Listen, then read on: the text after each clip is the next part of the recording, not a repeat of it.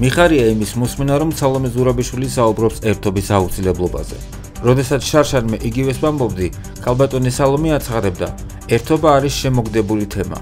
სჯობს გვიან ვიდრე არასდროს. საერთოდ, ამ რუსული რეჟიმის შემოგდებულმა და ბევრის მიერ ატაცებულმა თემამ, მოვა მიშა და შეგვჭამს ძალიან დახია უკან ჩვენი ბრძოლა საქართველოს თავისუფლებისთვის.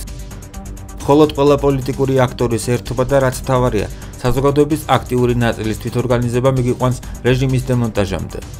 ჯერჯერობით, ახალ-ახალი რეპრესიებით ეს პროვინციული ტირანია ამოწმებს წინააღმდეგობის მოძრაობის სიმტკიცეს.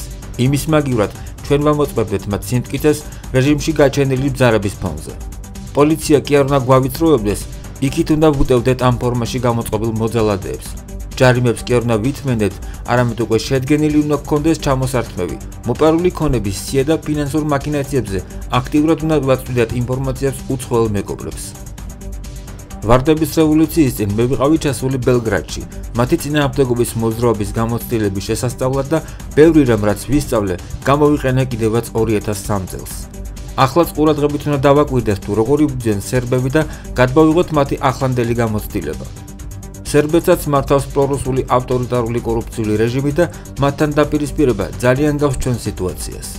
წერს მიხეილ სააკაშვილი სოციალურ ქსელში, რასაც ეხმიანება ნანუკა ჟორჟოლიანი და მიიჩნევს, რომ მათ სწორედ ეს რჩევები უნდა გაითვალისწინონ. მოდით შევთანხმდეთ და ქუჩის პროცესებში ამ კაცის რჩევები უნდა გავითვალისწინოთ.